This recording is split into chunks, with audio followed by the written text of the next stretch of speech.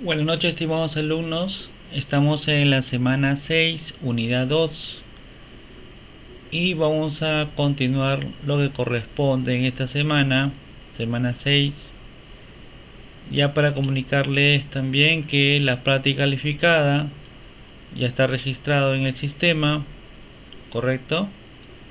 Entonces todos tienen sus notas, todos han aprobado, no hay ningún desaprobado, jóvenes. Entonces vamos a continuar lo que corresponde esta semana. Muy bien. A ver. Del curso de Sistema Distribuido y Arquitectura, ¿correcto? Bien. El logro de la unidad. Al finalizar la unidad, el estudiante reconoce y explica los conceptos de sistemas distribuidos y diferencia las arquitecturas. Los sistemas, de su importancia, estimados alumnos, los sistemas distribuidos son de suma importancia entre los sistemas de información, debido a sus potenciales, capacidades, tolerancia, fallos y escalabilidad que permiten pues su adecuación a las aplicaciones actuales crecientemente exigentes. Desarrollo de estilos, modelos, redes virtuales. El logro de la sesión. Al finalizar la sesión, el estudiante tendrá la capacidad de conocer sobre los conceptos de desarrollo de estilos y su correcto uso dentro de su entorno. Contenido general. Contenido de la sesión, desarrollo de estilos, modelos. Bien. Bien, jóvenes, para hacer un repaso, ¿qué es una arquitectura de un sistema distribuido? ¿Qué es una arquitectura de un sistema distribuido? A ver quién quiere opinar. Entonces, jóvenes, podemos decir que una arquitectura pues es un diseño, ¿no es cierto? Es un diseño, permite pues en este diseño añadir nuevos servicios, nuevos recursos que permitan pues de esta manera compartir, ¿no es cierto? Compartir sin perjudicar los servicios que ya están siendo ejecutados o que se están ejecutando, ¿correcto?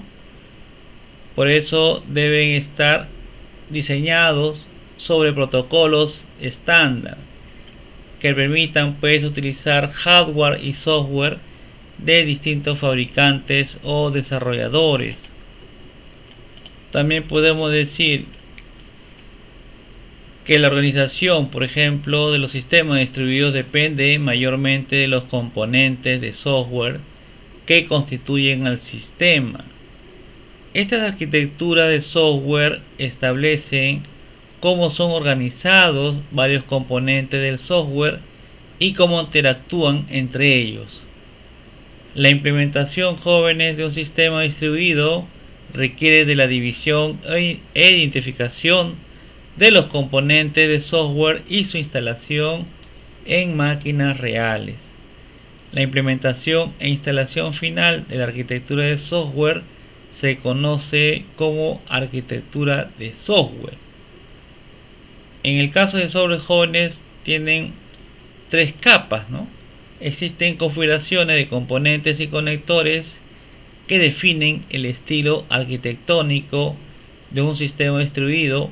Los más importantes son, entre ellos está pues la arquitectura de capas, la arquitectura basada en objetos, la arquitectura centrada en datos. Muy bien.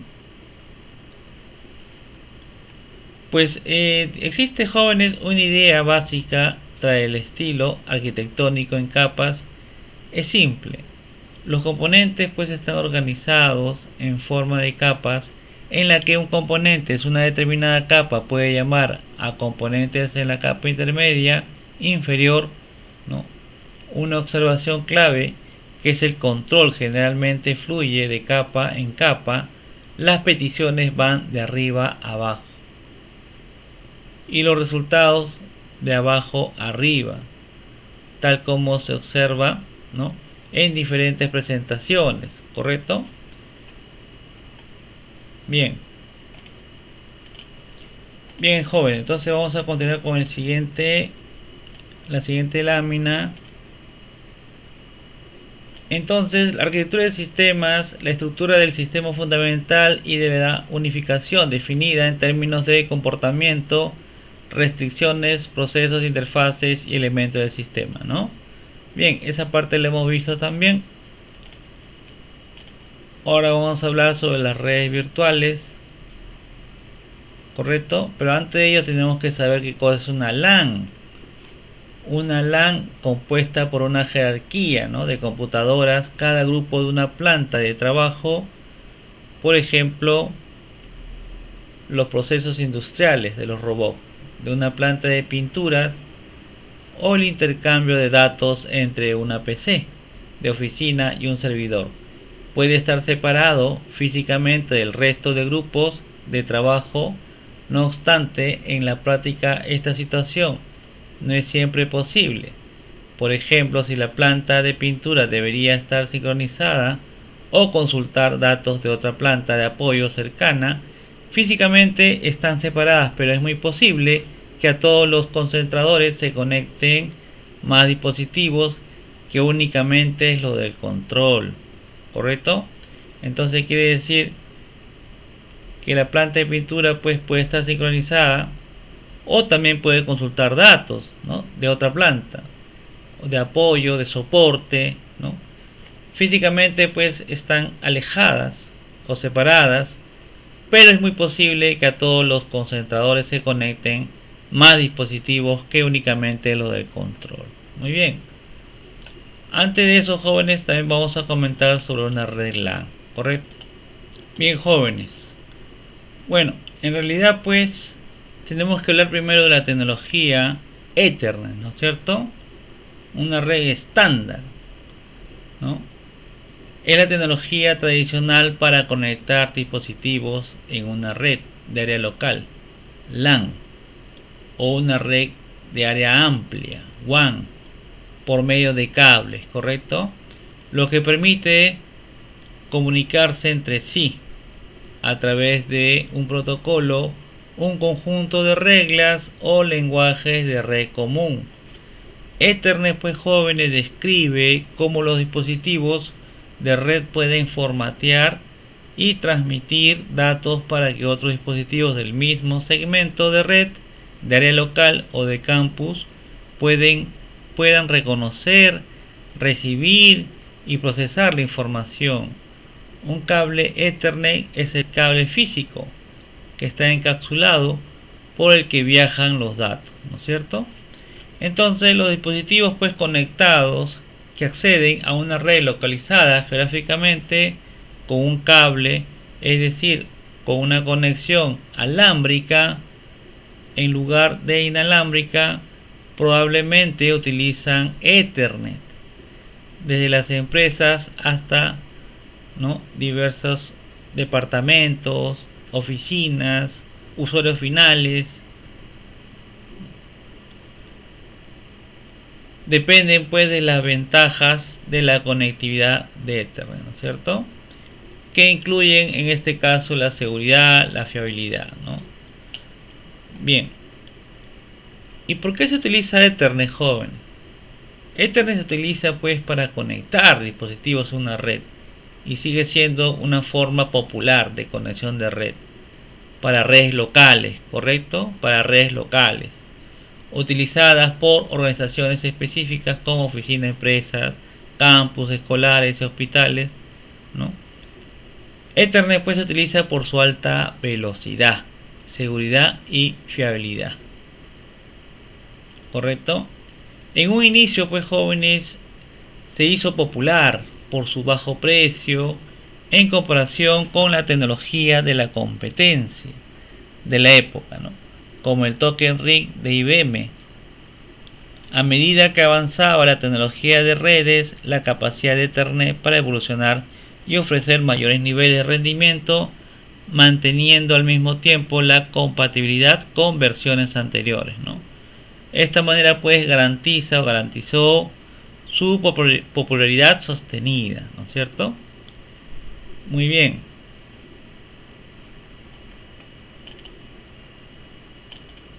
Bien, jóvenes, entonces dentro de la LAN y la WAN, ambas pues son redes de computación compuesta, ¿no? De nodos e enlaces. Necesitan dos o más nodos para crear una red de computación, ¿no? En un principio básico, ¿sí? Dentro de un principio básico. Un nodo de red puede ser equipo de comunicación de datos o un equipo terminal de datos DTE, ¿no? Que incluyen pues elementos como los modems, concentradores o conmutadores, mientras que el DTE puede incluir dos o más computadoras e impresoras, pueden ser, ¿no? Ahora, dentro de la WAN, estimados alumnos,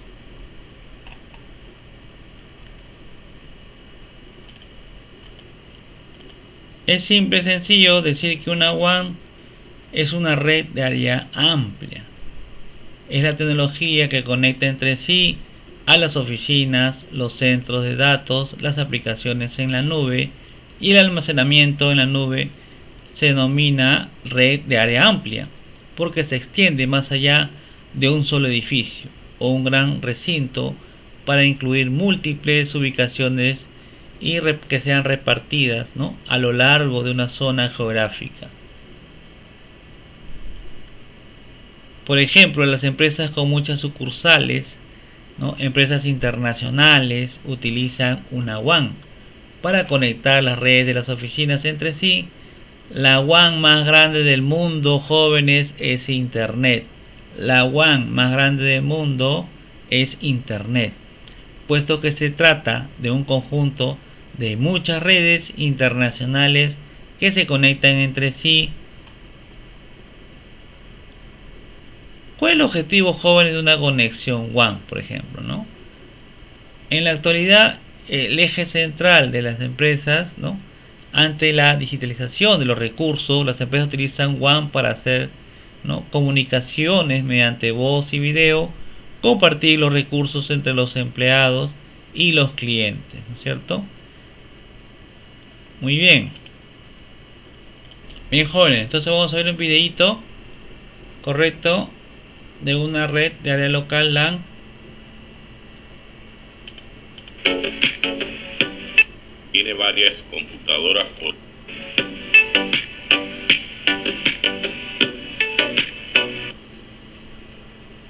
Si está buscando formas de maximizar el potencial de su red doméstica, especialmente si trabaja desde casa o tiene varias computadoras portátiles o de escritorio en el hogar o en su oficina, puede considerar configurar una red de área local, LAN. Pero ¿cómo se haría tal cosa? ¿Qué equipo es necesario? ¿Y qué es una red de área local? No se preocupe, aquí estamos nosotros para explicarle los conceptos básicos, para decirle por qué podrías querer construir una LAN en tu hogar o oficina, y para explicarte brevemente cómo hacerlo. Primero vamos a conocer qué es una red de área local y cómo funciona, porque el que no sabe para dónde va, ya llegó. Una red de área local, LAN por sus siglas, es un grupo de computadoras en la misma ubicación física que están conectadas en una red. Cuando decimos que las computadoras están en el mismo lugar, puede ser la misma habitación o edificio, como una casa u oficina, o en un espacio más grande, como un bloque de oficina completo o una escuela. Puede haber 2 o 3 computadoras conectadas a la red, o puede haber cientos o incluso miles de computadoras conectadas a la red. Siempre que estén ubicadas dentro de la misma ubicación física limitada, sigue siendo una LAN. Es esta definición la que distingue a las LAN de las redes de área amplia, WAN, y a las redes de área metropolitana, MAN. Las WAN, MAN y CAN son esencialmente múltiples redes de área local conectadas entre sí en un área más grande, como una ciudad o un campus universitario. Existen dos tipos de redes de área local: LAN de cliente-servidor y LAN de igual a igual o punto a punto. Una LAN de cliente-servidor consiste en una serie de computadoras conectadas a un servidor central. Todos los dispositivos de red, como impresoras o discos duros, se gestionan a través del servidor. Cada computadora se conecta al servidor a través de un cable Ethernet o una señal inalámbrica. La presencia de un servidor central significa que las LAN de los clientes son capaces de manejar grandes cargas de trabajo. Las LAN punto a punto no tienen un servidor central, sino que cada computador en la red comparte el funcionamiento de la red misma.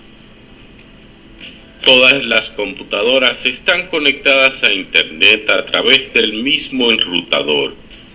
Así es como se configuran la mayoría de las LAN domésticas. Hay una serie de razones por las que es posible que desee construir una LAN en su casa o en la empresa, las cuales veremos a continuación. Las ventajas son prácticamente las mismas que en los negocios, donde las LAN se usan todo el tiempo. Conectar todos sus computadores a una red significa que cada uno de esos dispositivos tiene acceso a los mismos dispositivos de red, como impresoras, escáneres y discos duros. Una LAN en su hogar u oficina requiere solo una conexión a Internet, siempre que haya suficiente ancho de banda para todos. Si alguna vez compró software de oficina, ya sea para diseño, contabilidad o cualquier otra cosa, sabrá que no es económico. Por lo tanto, poder comprar una licencia de software y compartirla en varios dispositivos puede generar ahorros significativos. El uso de una LAN significa que tiene control sobre dónde se almacenan sus datos, lo que brinda beneficios de seguridad obvios. Las computadoras en una LAN pueden enviar y recibir fácilmente datos y mensajes entre sí. Las LAN son redes privadas y no están controladas por organismos reguladores externos. ¿Quieres ser gestor de proyectos, pero no estás seguro de qué habilidades necesitas? El curso de preparación. Si ya se decidió a crear una red local, entonces lo primero que debe hacer es asegurarse de que tiene todo el equipo que va a necesitar. Para comenzar, al menos necesitará una computadora, un enrutador o conmutador de red y varios cables Ethernet. Necesitará un cable Ethernet adicional para cada dispositivo que desee conectar a la red, a menos que elija conectar un dispositivo de forma inalámbrica. Una vez conectados todos los cables y encendidos todos los dispositivos, a continuación es hora de conectar la primera computadora a su enrutador o conmutador de red. En Windows esto es bastante simple de hacer. Simplemente haga clic en Inicio, luego en Configuración, Ahora diríjase a la opción Internet y redes. Iniciaremos configurando el computador para conexión Ethernet y luego inalámbrica. Así que haga clic en la opción Ethernet en la parte izquierda de la ventana y luego clic izquierdo en cambiar opciones del adaptador. Haga clic derecho sobre la opción Ethernet y luego clic en propiedades. Luego hacemos doble clic en la opción habilitar el protocolo de Internet versión 4. Puede elegir obtener una dirección IP automáticamente o asignar usted mismo las direcciones manualmente, como los ejemplos presentados en pantalla. Luego acepte todos los cambios.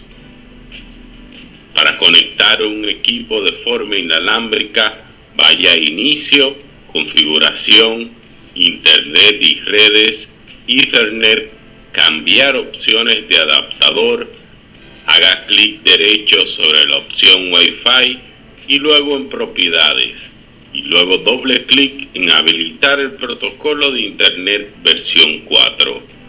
Asignamos las direcciones IP o elegimos que se asignen automáticamente y aceptamos los cambios.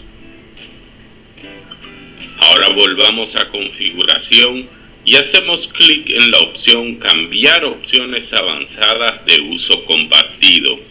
Una vez aquí, activamos todas las opciones de redes y guardamos los cambios.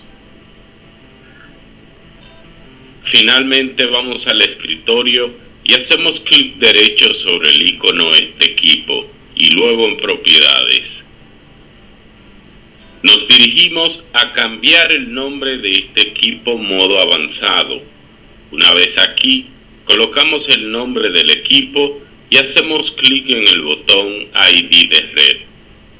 Elegimos entre red doméstica o red organizada, luego hacemos clic en Siguiente y Finalizar. Ya por último, hacemos clic en Cambiar y colocamos el nombre del grupo de trabajo. Aceptamos los cambios y reiniciamos el equipo. Para dispositivos como teléfonos inteligentes, tabletas y dispositivos de transmisión, querrá conectarlos de forma inalámbrica. Para que esto funcione, deberá asegurarse de que Wi-Fi esté habilitado en su conmutador de red o enrutador. Por supuesto, su enrutador también deberá estar conectado a Internet. Si está configurando un nuevo enrutador, su proveedor de servicios de Internet o banda ancha le explicará cómo hacerlo. Para agregar impresoras y otro hardware externo, use el menú de configuración de red en su computadora y sigue el asistente de configuración. Y para compartir archivos, haga clic derecho sobre la carpeta Compartir y clic en Propiedades. Vaya a la pestaña Uso compartido y luego en Compartir.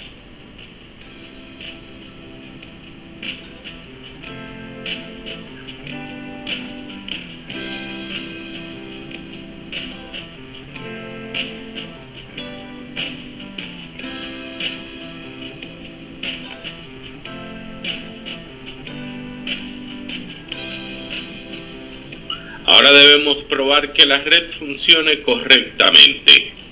Para ello abrimos el ejecutador de Windows presionando las teclas Inicio o Windows más R.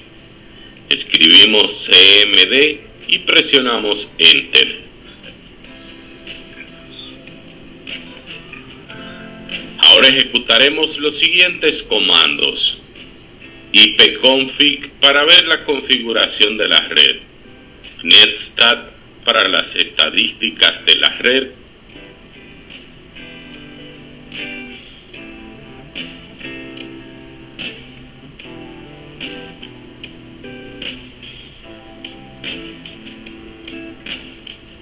Ping para probar la conexión a Internet y a otros equipos.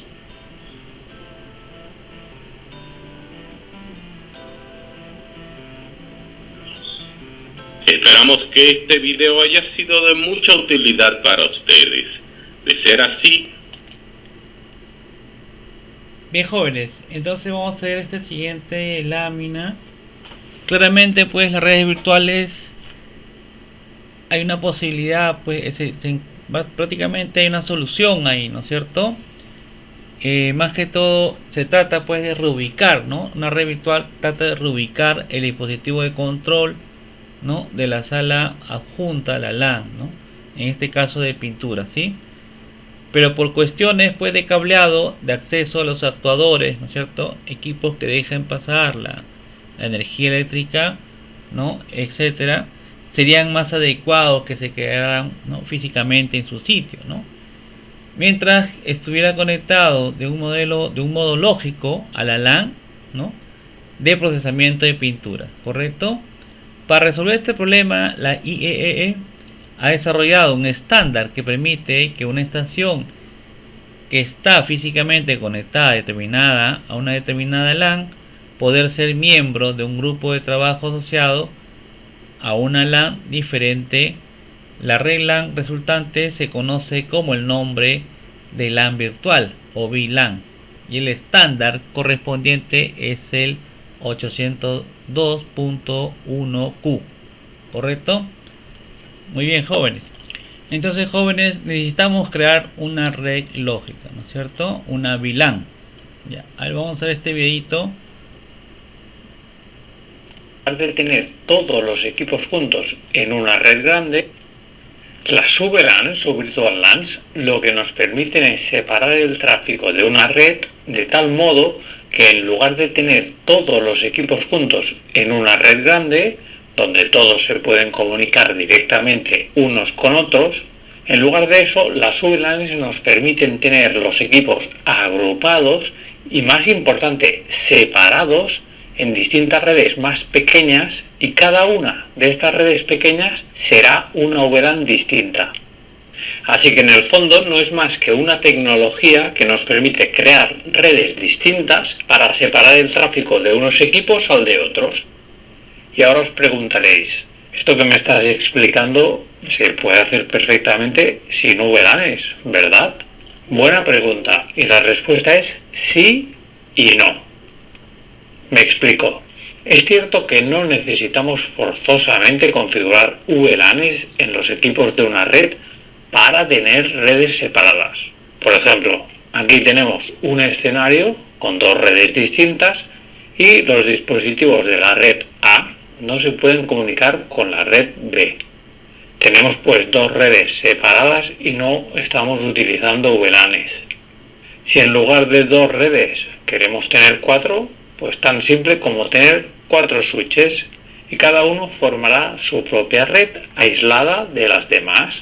Todo esto sin utilizar VLANs. Así que volviendo a la pregunta de si se pueden crear redes separadas sin utilizar VLANs, la respuesta es sí. Pero importante, ¿a qué precio? ¿Y qué consecuencias tiene hacerlo sin VLANs? Pues a un precio muy alto, tan alto que hoy en día ninguna empresa o red mediana o grande se plantea hacerlo de otro modo que no sea con VLANs. Por eso es muy importante que lo entendáis bien. A ver, el problema de no utilizar VLANs es que si la red crece, a medida que vamos necesitando más y más redes separadas, aparecen dos problemas. Uno es el incremento del número de switches y el segundo es el incremento de la complejidad de la red a medida que vamos añadiendo switches. Y todo esto cuesta dinero.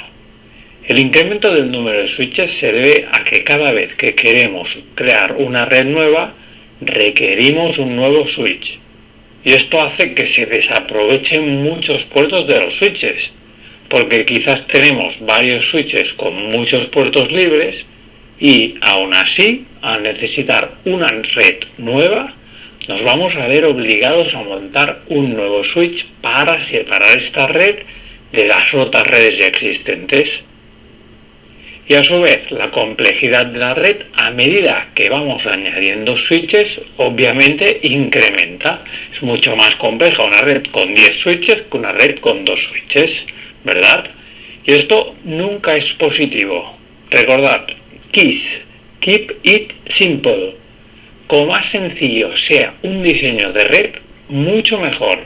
Esto es una regla de oro para el diseño de redes. KISS, recordadlo. Y cuidado, los problemas no acaban aquí. No, la realidad es aún peor, porque como todos sabéis, esto no es lo habitual.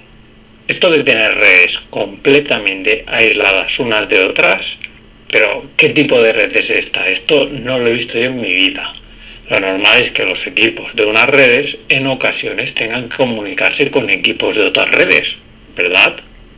Pues claro, y eso se consigue interconectando cada red con un router que se encarga de permitir el tráfico entre redes distintas. Y ahora que ya tenemos el router en el escenario, el problema es aún mayor, porque sin VLANs nos vemos obligados a utilizar un puerto del switch para cada red nueva.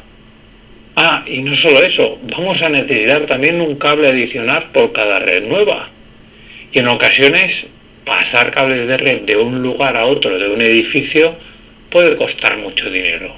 Por no hablar del coste de los routers con muchos puertos. En fin, esto es un desastre. Esta no es forma de montar una red, y es por eso que es importantísimo que entendamos cómo funcionan las VLANs y cómo nos pueden ayudar, porque nos van a dar solución a todos estos problemas. Mirad, con una VLAN lo que podemos hacer es esto. ¡Qué maravilla!, ¿no? Podemos con un solo switch crear redes independientes, llamadas VLANs, de modo que ya no necesitamos un switch exclusivamente para cada red. Esto lo conseguimos simplemente configurando cada puerto del switch en la VLAN que nos interese. Si queremos que todos estos puertos formen parte de una misma VLAN, pues podemos configurarlos en la VLAN 10, por ejemplo. Y estos otros en la VLAN 20. De esta manera, el PC1 puede hablar directamente con el PC2 o con el PC3, pero en cambio el PC1 no podría hablar directamente con el PC4, ya que el switch nunca permitiría que ese tráfico pasara de este puerto a este otro, porque solo reenviará el tráfico hacia puertos que pertenezcan a la misma VLAN. Y aquí está la clave del funcionamiento de las VLANs. Es que a pesar de tener aquí un solo switch, con la ayuda de esta tecnología de las VLANs, podemos hacer que este switch se comporte como si en realidad fueran dos switches separados. Pensadlo como dos switches virtuales dentro de un único switch físico. Y como switches virtuales separados, nunca un switch va a reenviar algo que reciba por la VLAN 10 a la VLAN 20. Ni algo que reciba por la VLAN 20 a la VLAN 10.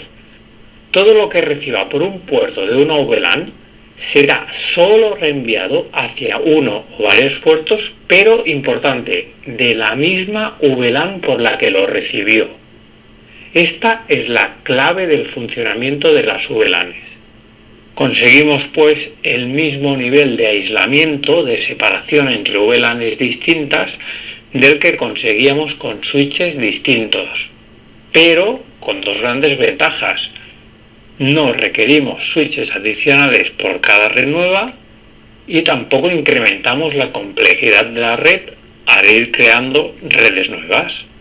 Y entonces os preguntaréis, ¿ya no hay manera de que el PC1 se comunique, por ejemplo, con el PC6? Cuidado, sí que sigue siendo posible esta comunicación. ¿Cómo? Pues del mismo modo que lo hacíamos antes con la red antigua que no tenía VLANs. En ese caso, recordad, solo se podían comunicar estas dos redes a través del router. Ahora sucede exactamente lo mismo. El PC1, cuando comunique con el PC6, enviará información primero al router, pero a esta interfaz del router en concreto, ya que es la que pertenece también a la VLAN 10. El router tomará sus decisiones de routing y de reenvío y volverá a enviar esta trama al switch. Pero cuidado, lo hace por un puerto distinto, un puerto que pertenece a la VLAN 20. Ahora sí, ahora ya puede llegar este tráfico al puerto al que conecta el PC6 con el switch, porque a su vez ese puerto también forma parte de la VLAN 20. ¿Os habéis fijado? Tenemos las mismas opciones de comunicación utilizando VLANs que con el modelo antiguo, sin VLANs. No hemos perdido ninguna funcionalidad y en cambio tenemos mejoras importantes. Y digo mejoras en plural, porque hay más. No solo nos estamos ahorrando switches, no, también nos vamos a ahorrar puertos y enlaces. Aunque parece increíble, aún hay más. Con la tecnología trunking o de enlaces troncales, veréis que este diseño se puede incluso mejorar y con esta mejora simplificaremos el diseño aún más de la red, reduciendo costes y permitiendo su escalabilidad para cubrir necesidades mayores. Ahora que ya entendemos lo básico, lo veremos también con escenarios con un número mayor de VLANs y switches, para tener claro cómo se suelen utilizar en casos reales, ofreciendo conectividad, por ejemplo, a un edificio de oficinas con varias plantas. Como veis, esto de las VLANs es muy potente y es por eso que en el siguiente vídeo os voy a explicar más funcionalidades. Bien, jóvenes, entonces aquí vemos pues una redes virtuales, por ejemplo para lo que es la red de ingeniería, la VLAN ID10, para lo que es ventas, la VLAN ID30, y tenemos también lo que es la red de marketing, ¿no? ID20. Y también vemos, jóvenes, una VLAN switch, ¿no es cierto? Entonces este grupo pues de puertos que forman un segmento Ethernet en un switch de capa 2 que proporciona una mejor administración en tanto en seguridad y gestión del tráfico de multidifusión, ¿no? Bien, jóvenes, también tenemos lo que es la salida, ¿no?, a una WAN, y también entre medio está el FortiGate, ¿sí? ¿Qué es el FortiGate, jóvenes?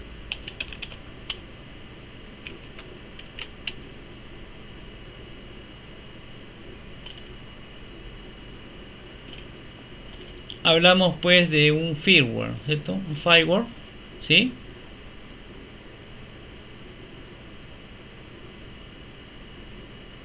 Proporciona pues protección contra las amenazas, ¿no?, y descifrados líderes en la industria a escala, ¿no?, con una arquitectura ASIC, tiene una arquitectura ASIC personalizada, ¿correcto?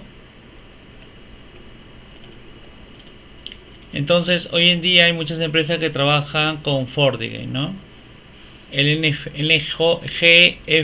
GFW como firewall, ¿no es cierto?,